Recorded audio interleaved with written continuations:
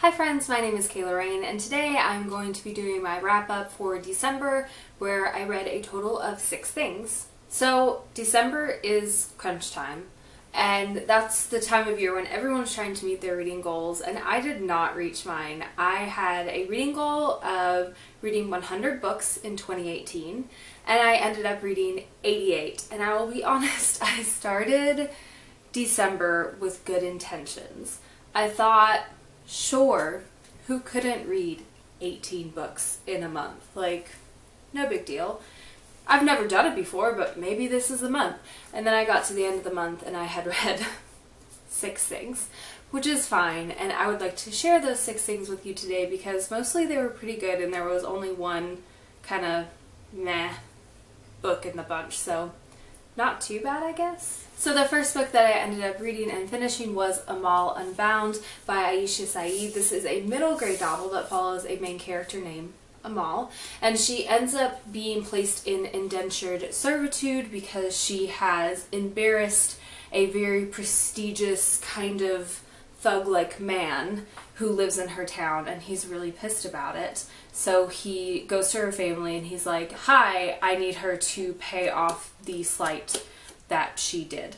And you also owe me a lot of money, so now I own your daughter until that debt is paid off. And this book follows her story and her transition into that world and trying to figure out how to right the wrongs surrounding her. And it's just this really wonderful middle grade novel, very empowering, and has a lot of great discussion about indentured servitude in general. This book takes place in Pakistan and the main character is Muslim, but the author points out that this isn't something that is just central to Pakistani culture or the Muslim religion. Indentured servitude is something that happens all around the world, including the United States.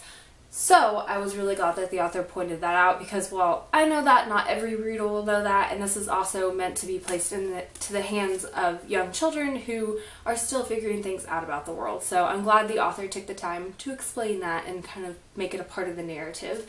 There's also a little note at the end, which is really great, and it discusses how this book was slightly inspired by Malala, and also points out that there are so many brave and heroic girls around the world who do not have the same voice or platform as Malala, and it's important to remember that just because someone isn't famous or hasn't done something that everyone knows about doesn't mean that they aren't important. And that was such a beautiful message, and I just really love this book, and I'm really starting to fall in love with Aisha Saeed as an author. This is the second book that I've read by her and the second book that she's published, and I just love it. And I've read a short story by her, which was also really great. I ended up giving Amal Unbound 4 out of 5 stars, I believe. The next thing that I picked up was The Prince and the Dressmaker by Wang, and this is a graphic novel, and it is both illustrated and written by Wang. I have read a graphic novel by her before that she illustrated, but this is all her, and I loved this so much. Like I said, this is a graphic novel, and it follows 2 main characters. One is a dressmaker, one is a prince. But the prince enjoys dressing up in dresses. This book was absolutely beautiful. The illustrations were amazing. The story was just sickly sweet and just gorgeous. And I loved it so much. It was just like the nice little uplifting thing I needed in the deep, dark months of December where everything is hell and stress is so high. I loved this so much, and I ended up giving it a 5 out of 5 stars. Next, I picked up yet another graphic novel, and that was Auqicorn, Cove by Katie O'Neill. This is the 3rd graphic novel I've read by Katie O'Neill, and it is so precious. So this follows a main character who has lost her mother and goes back to the ocean where her mother died, and finds this tiny little baby Auqicorn and kind of takes care of it and learns about conservation and taking care of the ocean and just making sure that we leave the earth a better place when we leave it for future generations. And the message in this is so important and so wonderful, and I'm very, very happy that this is an accessible children's graphic novel that can get that conversation rolling. There is a female-female relationship in this book, and it's just completely normalized, not questioned, not introduced in a, oh, we have to explain this kind of way. It's just a normal part of the world, and I really enjoy that, and Katie O'Neill always does that really, really well. I ended up giving this a 5 out of 5 stars, and I am very excited to possibly gift this book to my nibblings next year for Christmas.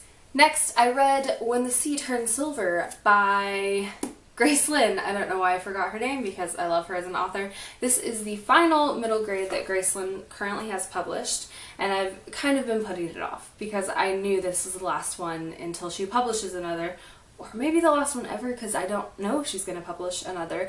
But this follows a main character whose grandmother has been taken by this corrupt and cruel king, and the story in itself is a story about storytelling, which I adore, and if that's something that you're into, I highly recommend any of Grace Lynn's books because they're always about a story within a story. And this book follows the main character and her grandmother as they tell these different tales and they weave together to the completion of the novel, and it's just so beautiful. And there are all these absolutely gorgeous illustrations throughout. Of course, I'm not going to find one immediately. Yeah, Grace Lynn illustrates her books and they're just so beautiful, so gorgeous. And Grace Lynn has not let me down yet. Every book I pick up from her gives me this sense of wonder and just like this whimsical atmosphere and just this really beautiful storytelling. And I can't recommend her books enough, so 5 out of 5 stars, obviously, because, like, it is magic. Next, I finished a book that I started in October, and I regret ever reading this. I did not like it. And that was The Clockmaker's Daughter by Kate Morton. This was one of my Book of the Month books that I picked in October. And I will be honest, I liked this story. It was shaping up to be like maybe like a 3-star read. It was taking me so long to read it because nothing really happened. It was just this very slow burn novel, which at the time wasn't an issue until I got to the end of the story, and then the ending was such a letdown for me that I was just like, man, I spent all this time reading this slow burn novel only for it to be disappointing in the end and just kind of, to me, a letdown. So this is a historical fiction, but it's also set in present day, and it just follows all these different characters and how their stories end up weaving together in the long run. And it kind of centers around a clockmaker's daughter. That is obviously the central point of the story. It's the title of the book. And it kind of builds up to this mystery. There's a ghost, there's a house, there's a murder. There's just so much going on. And you think that the end is going to be like this fantastic, like, climax, and then it's just kind of like, okay, that's what happened. Now I know. So I ended up giving this a 2 out of 5 stars because while the writing is gorgeous, there were a couple of times when I was just like, wow, that is a beautiful sentence. I just did not enjoy the plot of this book. The characters were fine, and then the ending was just very disappointing to me. So 2 out of 5 stars, not my favorite. And the final book that I read in 2018, which I'm actually quite happy that I did, was Puddin by Julie Murphy. And this is a companion novel to Dumplin', and it follows 2 main characters, Callie and Millie, and they are secondary characters in the first book, Dumplin'. And then we get to see what happens to them after the pageant. And I loved this. I absolutely adored this. It was so nice to see a book tackle teenage drama, girl drama, in a healthy way that didn't make female characters this one-dimensional, bitchy character who doesn't really have much else going on. And in that case, it's Callie. You see all these different dimensions to her, and she's just written so wonderfully, and sometimes you hate her, and other times you are rooting for her, and I absolutely adored that. And then Millie's... I loved Millie's storyline. Millie is one of my favorite characters. I think even more so after having seen Dumplin' on Netflix. Millie is everything. I love her so much. 10 out of 10 would die for her. And she is a main character in this book, and she's so wonderful, and I love her so much, and I would love to see this made into a movie because I want to see more Millie because she's incredible. Obviously, with how much I have been, like, obsessing over this book, I gave it a 5 out of 5 stars, and I loved it so much. So, these are all the books that I read in December, which, you know, it's pretty good with everything that's going on in December, all the holidays, wrapping up finals, trying to get in all of my stuff at work because it's the end of the year.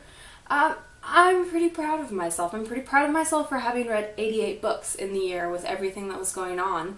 And no matter how many books you read last year, you should be proud of yourself because you read, and that's incredible. So, yeah, this is it. This is it for 2018. This is the final video that I'm going to make talking about 2018, and it feels kind of good. It feels like a fresh start. As always, thank you all so much for watching. I will leave links in the down bar below for all of my social media stuff. On Twitter, I rant about politics. On Instagram, I barely ever post. And on Goodreads, I'm basically just either complaining about the books that I'm reading or fangirling about the books that I'm reading. And you can follow any one of those if you so choose to. The information will be down here for you. But that's it. Thanks so much for watching. Stay weird.